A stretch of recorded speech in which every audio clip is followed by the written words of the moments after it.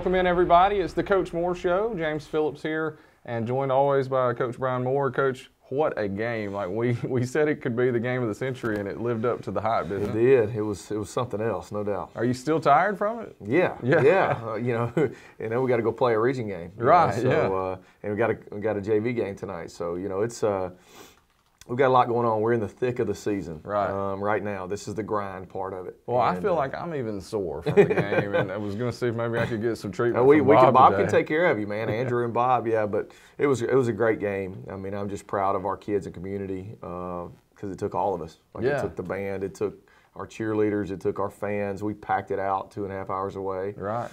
So much goes into a game like that, but it had, sort of a playoff atmosphere.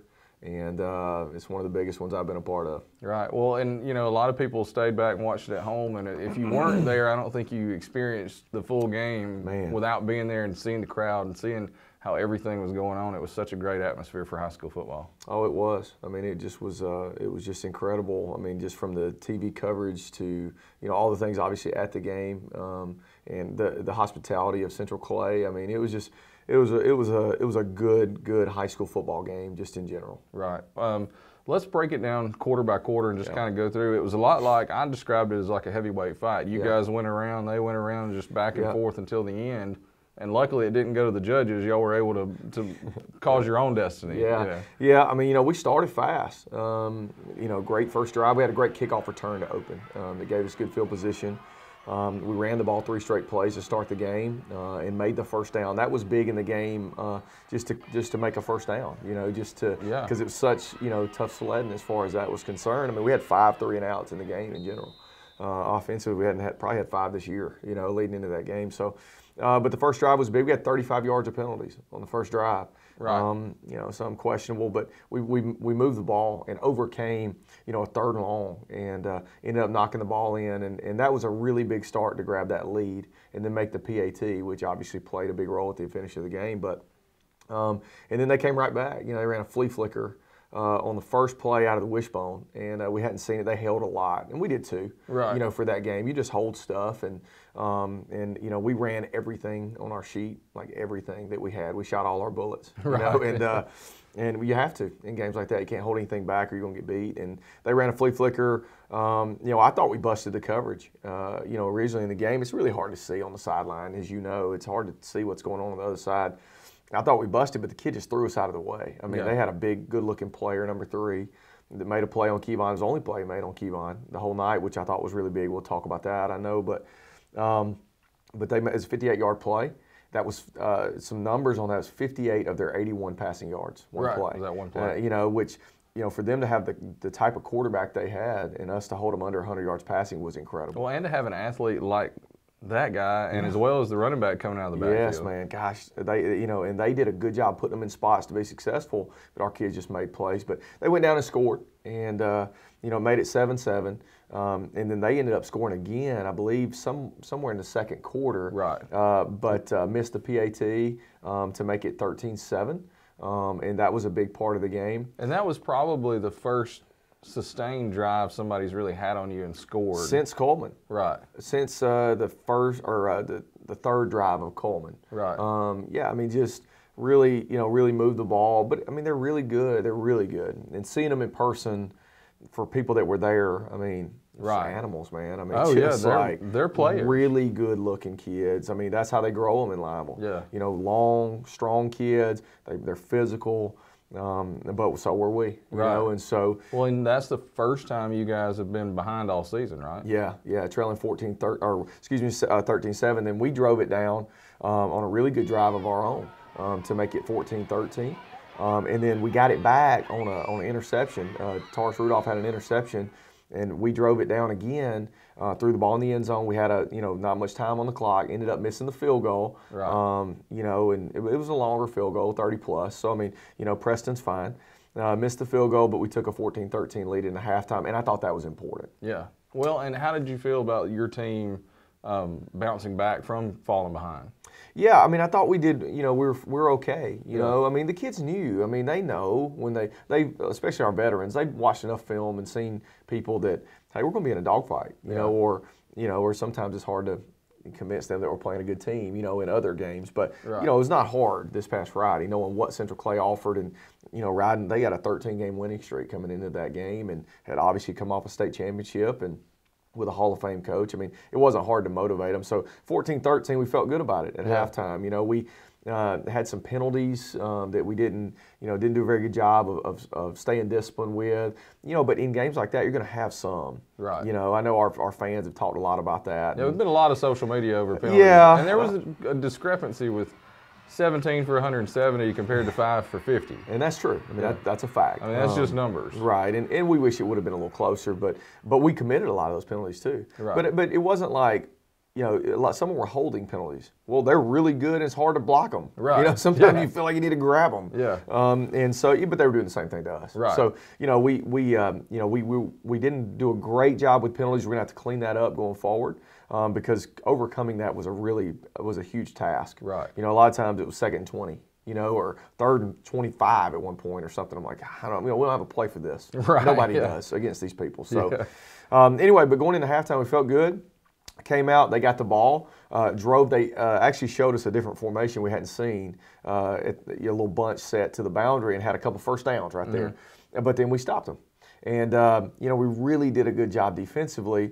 And I'm not sure that anybody scored. Maybe they scored right at the end of the third quarter. Really late in the third quarter. To make it, and then went for 2. I was trying to get a timeout because we were trying to match personnel.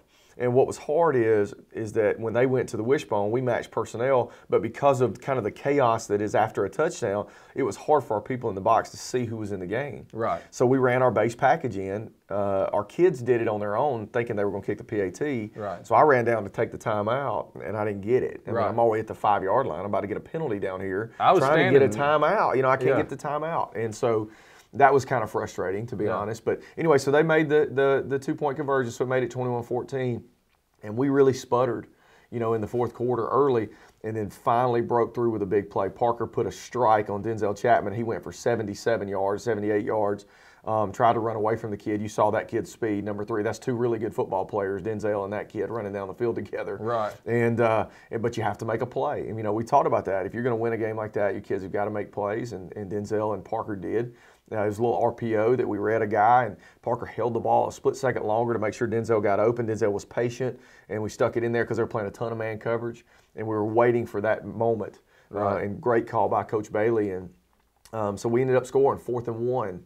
We had 4 plays from the 8 and ran it every play, and just we're going to give it to JC and Caden, Right. And 4th and 1, tough decision. It's 21-14. Do I kick it and make it 21-17, and then we score and win it, later in the game because there's still about 8 or 9 minutes left or whatever it was. Time for us to get the ball back. But we decided, senior offensive line, J.C. Collins, a good football player, banged it in. Thought about going for 2. Right, that's what I was going to ask you. Yep. Did you think about going for 2? Yeah, and there? Interestingly, they jumped off sides on the PAT. Which made you think about it even more. It would have been at the 1.5 yard, But I've done that before. I had experience like that in 2013 against McGill-Tulane, and we didn't get it. And I thought, what, if we keep playing, I believe our kids can win it. Right. I didn't think I had to go and make the decision at that time. Right. Now maybe in the 2nd or 3rd overtime I would have, or so at some point down the line. But at that time I felt like we were still fine. I felt like our kids were fine as far as their conditioning, and that weighs into it. Are you banged up? And we felt good. Right. We felt okay. So just keep playing the game. But did you breathe from the time that the ball was snapped until Reed got it through the upright? Yeah, it was really tight, especially in the overtimes. But so we make it 21-21. We kind of exchanged possessions, and they had a snap infraction that I thought was a fumble. Had they fumbled that, we'd have got the ball on like their 25 or 30 yard line, somewhere in that range. Right. Anyway, they ended up calling a penalty. They ended up booming a punt like 55 yards, which then flipped the field position. Right. I felt like if there was an element of the game that I didn't feel very good about, was field position. We started backed up a lot, and they started close to midfield. Yeah. And our special teams have been really good, but what weighed into that was a lot of 3 and outs. Yeah. We didn't move the ball and make first downs. See, last year in the game, we made a lot of first downs. Mike Career kept us on the field and that sort of thing, and and I just didn't feel like we did a very good job with that. So if we have a round 2 at some point, then we need to, that field position is going to be a major factor and something we have to get better at. So we go through the fourth quarter, and we get the ball right there with about I think 2.5 minutes left, and we're going to try and drive and kick a field goal or, go and score it being tied, and we just couldn't make that first down. So ended up taking the game into overtime. At what point was the kick in the blocked kick that you guys had? So I think that was before their third touchdown. So basically, okay, I got you. We had 3 big penalties on that drive. They called a pass interference. They called a targeting penalty that I didn't think was a very good call, and then they ended up calling a hitting the snapper, running into the snapper, which was a very good call. Yeah, that's our fault. That's a discipline thing. It wasn't that the kid's intentionally trying to hurt the snapper, hit him. He's trying to go through that gap, but you can't hit him though. Our kids are. I mean, again, I know it sounds undisciplined, but but ultimately he's trying to make a play. No, he's not trying to hit the kid. He's trying to go over that. And we ended up blocking it, running it all the way back past the 50, and it was absolutely the right call by the officials. So, we just got to clean that up. But that was such a momentum shift. Oh, my goodness. And having those other penalties on that drive. 45 yards on one drive of penalties, and that's where they score and go ahead. Yeah, they did, and knocked it in, and then that was right before the 2-point conversion that I mentioned, trying to get the timeout. I should have said that. But so we go to overtime, and, we played it the first overtime down where all their people were, that concourse and where their field house is. And so we won the toss. Caden won the toss, and we wanted to go on defense. It's only I think it's the first overtime since I've been here. I don't remember us going into one. I don't think we did. And then we did in Eufaula in 17. But so we go on defense first. They score, kick the extra point. We drive it right, back from the 10. Caden scores second play. We knocked it through to make it 28-28. And then my choice after that, their choice is the ball or go on offense or defense. Of course, you want to play defense first, and so I get to choose the end of the field, which I think played a major impact. So I choose to go the other end where our band was. Right. And so we go down to our band, and they had been exceptional all night. Our fans, because of some of the officiating, had gotten a little juiced for the game. And I had tried to keep that rolling. Right. A lot of times some of my things on the sideline are just to motivate the kids and fans. I weigh into that and I'm observant of what kind of gets them going. But to the officials, we're just talking and whatever. I'm like trying to figure out what's going on with them. And so we go down and they get the ball we have to go right back on offense and have Coach Bailey made an exceptional call. I mean, we put Spencer in a little package that we run a couple times, and we had that play rigged up for a week, and we were going to run it on the other end of the field, and it was blown dead, and Carson was wide open, and I was like, golly, but things happen for a reason, and because we wouldn't run it again, and so we go down, it's 3rd and 9, we're. Again, we need to score a touchdown. We don't need to get 3 here because we're having a hard time stopping them. It's hard in high school football from the 10. From the 10 overtime. it is hard. It's not easy to score, but it's not like college where it's at the 25. Right. So we go down and we throw the ball to, we run a little special play with Spencer, and Carson really wasn't as open as I wanted him to be, but he ran a really good route. Stuck the guy at the top. Spencer put it where only he could catch it, and perfect throw. I mean, perfect throw. Carson has really good hands. We've made mention several times of him being an offensive lineman, but he's a very athletic kid. He's a baseball kid, and even played basketball at one time, and he can do that. So he caught the ball right there. Huge play. The decision to, do we go 1 or 2? We had the play we wanted, but we went ahead and knocked it through. They came out, drove it down. We kind of busted a coverage. It was really hard. They leaked the guy out, a play that we hadn't seen yet. They held it, just like, again, we mentioned, and went for 2. And, really the play there where they went for 2 was made by E.J. Colbert. Right. He set the center 5 yards in the backfield. He actually ran the center into the running back. Right. And then he reversed field, and we hemmed him up in a negative play. So, now, were they going for some sort of like Philly special or something like that on that play? They, what was interesting is the fullback went to the other side. Right. And so I'm wondering if they were going to leak him. I thought they were coming back. If they were going to leak him, kind of an LSU type style where, they'll get in these heavy sets and sort of counter pitch that thing. Right. But I think EJ just disrupted it. I couldn't tell exactly what was going on. Yeah. But I know the reason that Central Clay went for 2. See, they play Mortimer Jordan this week. Right. And they don't need to go into 4 or 5 overtimes and try to go win a massive region game. Yeah. And we have a big region game too, but they really had to weigh that in, and I was starting to think about it too, like how many more reps do we need in this game? Right. So yes, it's a big game. The state's looking at it. Our people want to win it, but ultimately, we don't need to keep playing. This could affect our season. Right. You know what I mean? Yeah. Like sometimes it does that with a non-region game. So Anyway, crazy game, incredible, but just proud of our kids, the resilience, and just the fact that they didn't get down about penalties. And again, we've got to clean that up. We've got to be better, and we'll start on that today. Right. Well, and the play that ended up winning the game was Spencer and Carson. Spencer had not thrown a ball all night. Right. And I guess maybe some people think he's a running quarterback, right. but he can throw the football. Yeah, I mean, he's thrown, a big touchdown against corner. We had a call where he was sacked. Spencer was sacked for like a minus 10-yard play. He's got to throw the ball away, where he kind of held it, and that's part of being a freshman. In games like that, young kids want to see people open. Like, they want to watch them run past the DB. Right. You got to throw it expecting him to get open. Yeah. Like, you can't hold the ball. I mean, these guys up front, like, they're not going to let you hold this football. They're going to come get you.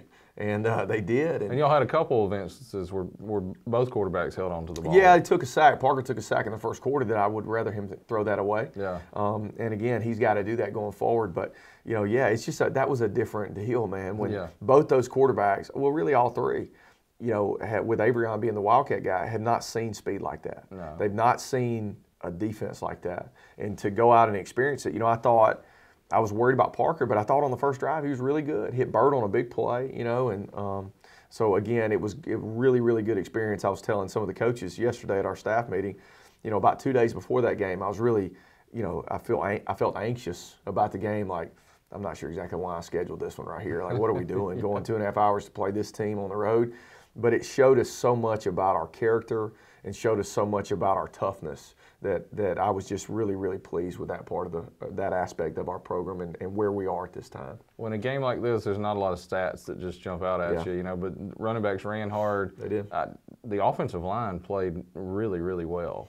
Yeah, I mean, they fought. I mean, they fought their tails. All of them graded over 80%, which is a fairly high grade for a lineman, and actually Dalton Dawkins graded the highest. A sophomore, I was really eager to see him play in the game. Yeah. And it wasn't too big for him. Yeah. And that tells a lot about us going forward. But, we ended up with almost 100 more yards of offense than them, which that's where we've been every game this year. Nobody's really been close in total offense.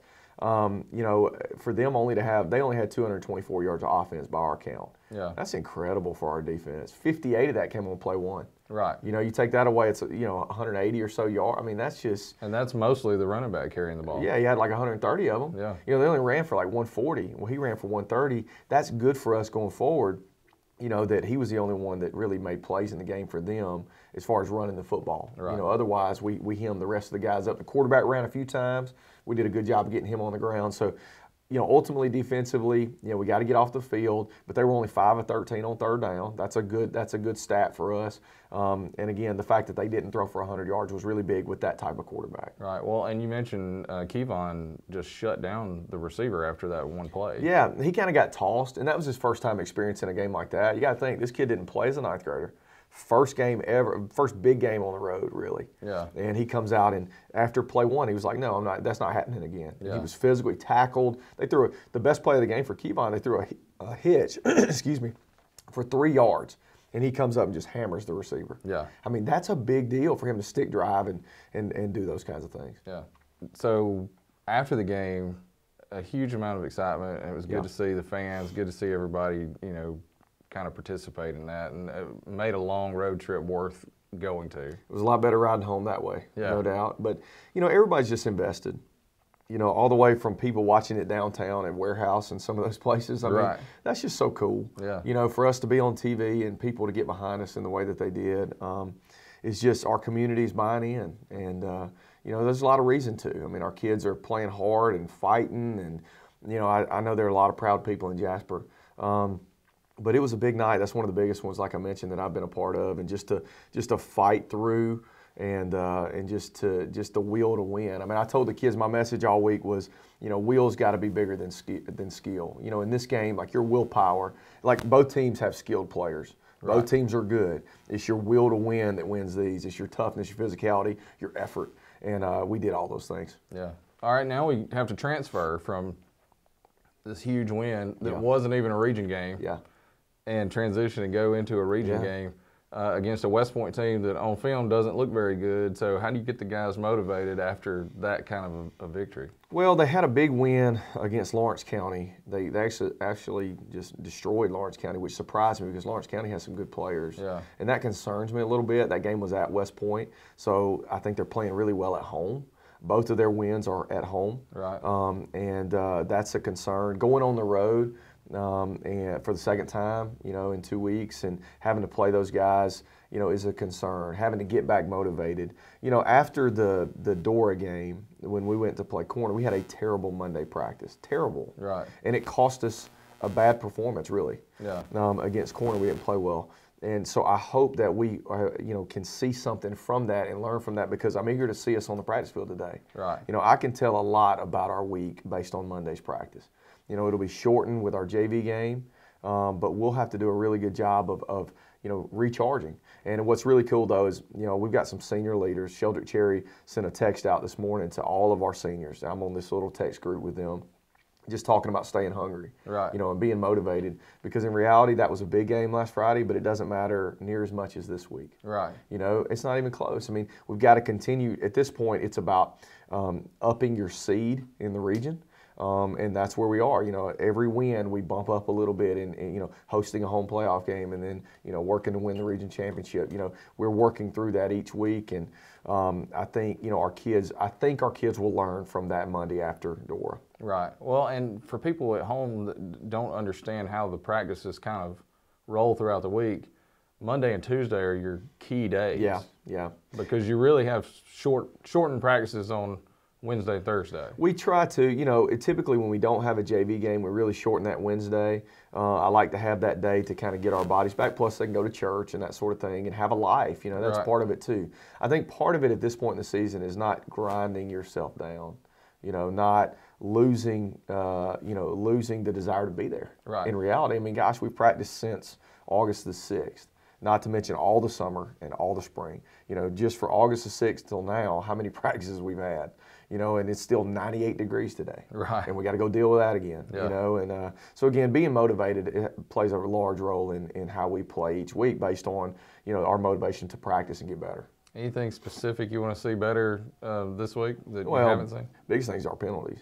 I mean, again, there's been a lot of talk about that, but most of them are on us. Yeah. We've got to play more disciplined. I mean, you can't win games like that continuously if you go in or penalized. We got to be a little sharper kicking off. We kicked 2 balls out of bounds that ended up giving them really good field position. And that I mentioned field position being a major factor in the game. We got to continue to grow in our special teams. They've been really good.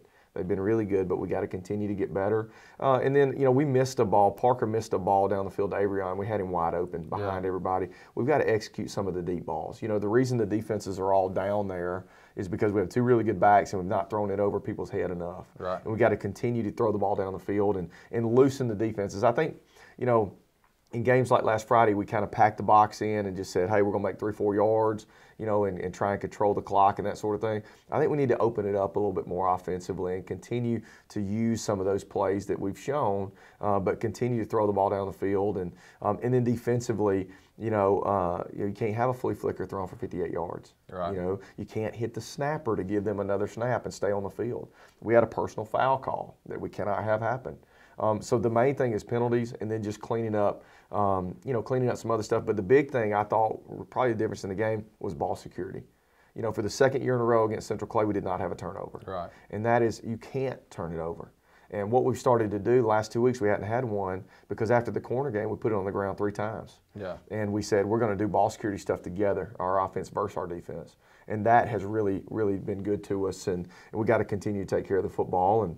And then when plays, like I mentioned, are available, we got to hit them. One guy we didn't mention, who I think field position could have been a lot worse without him, was Grayson Deal. He punted the ball well. Well, he punted more Friday than he has all year. Yeah. So he punted 7 times Friday. It's way too many. Right. Way too many. But he did a tremendous job. They were never close to blocking one.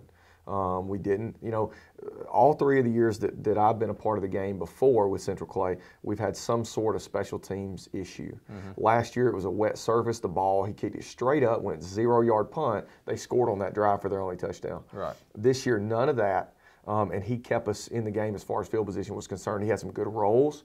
and then I thought we covered well. I thought the one time that they had a return, we had 3 guys. Jacob Danner was right in the middle, Mason Slaughter and Caden Marchbanks. They compressed the tackle and put him on the ground for no return. Right. I mean, that's huge because that kid's electric now. 3, he's returned a kickoff and a punt for a touchdown this year. Yeah. And when he didn't call a fair catch, I was like, oh gosh, look out. And we got down there, broke down, did our job.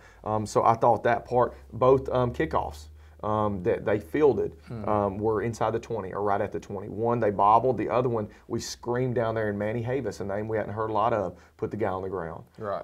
So I've been pleased with our special teams overall. Anthony Harris was really good at returning punts. He returned one, but he fair caught others that kept us the field position a little bit better. So again, all those things weigh in, but yeah, Grayson did a great job Friday. Yeah. All right, well, Coach, anything else coming into West Point? Anything people need to know? Well, I hope we travel again the way that we did. I mean, that was a major factor. I mean, I'm serious when I say that our fans had a lot to do with sort of the energy in the, at the end of the game, it felt like a home game. Yeah, I mean, the way that our crowd was just rocking. It was really cool to see that. I sent an email out to our faculty, all the faculty here, and just said, I just want to thank everybody for coming and thank the band and the cheerleaders and everything because they really make a difference. Yeah. It was really cool. I laugh about it, but I'm walking in overtime by the cheerleaders. I'm going to call a timeout. And they are an absolute nervous wreck on the sideline because they care. They care about each other. And that's the climate and atmosphere that we've created at Jasper with our volleyball teams and all the teams that have been successful is that people are buying in, and there's a lot of school spirit and pride right now. And I'm just thankful to be a part of it, like I said, I hope that everybody understands that, sometimes, when you go to a little bit smaller school like West Point, people won't travel or expect us to win and all that kind of stuff. I don't want to get into that. Right. I don't want to get into just taking for granted that we got to go and play well. Right. We've got to go play a big region game. These people have a really good quarterback, probably as good as Central Clay, and we're going to have to go and play well, and we're going to need our fans and our community to come out and support us. So not just the team needs to stay hungry, but the community needs to stay hungry. You know what? We are. I don't know what our record is in the past 2 years, but it's been good. We've won a lot of games. So I don't want that complacency to set in. We can't allow complacency with our program, and we can't allow people in our community to say that we've arrived, so to speak. I mean, because whether you think so or not, the kids are listening. So like when an uncle comes up or whatever and says, you guys are going to kill these people or whatever, like you can't listen to that. Right. And I just want our community to stay hungry because in reality, we've played 5 games, we've played well, but we've not accomplished anything yet. There's still, 3-4 region games out there. There's still, hopefully a long playoff run out there. We got a lot left. We told our kids this is a third of our season. We're hopeful to have 10 games left, and we've got to continue to grow, and everybody's got to buy into that concept that we've still got to get better. Right. Well, and I know you've got a lot of years of coaching left in you and ahead of you, but have you ever thought of being a band director when you retire? Because I saw you on the sideline several times. Hey, what was cool is that the drum majors and everything, they were watching. Yeah. And it was really cool because they were so quiet when we were on offense, and that makes that's a huge difference. Because you can false start. So it's really hard to hear when those drums and everything are going. Yeah. I mean, I couldn't hear much on the sideline, but then they were rocking, man. And I just appreciate the fans getting behind us, because, again, they do energize players. Right. How many games you been to where the kids are out there doing their arms up and nobody stands up and says anything? I'm like, come on, man. They need you. That's why they're doing it. It's not a show. They feel you. Well, and you don't look at the fans very often, but in this game you really did. I noticed you looking to the band or to the fans and getting them going. Well, it's like a 12th man. I mean, it really is. Like that in that game, anything can be the difference. Yeah. It's easy when you're up 42-0 at halftime to just not look up, but we needed them so much, and they came through. It was just huge. Right. Well, Coach, good luck this week. Thank you, Jay. Need a big region win for sure. Guys, you heard Coach say it. You got to be at the game at West Point. It's not a bad trip. Probably take about an hour to get there. Go support the Vikings and pull them through for a region win, and we'll see you next week on the Coach Ford Show.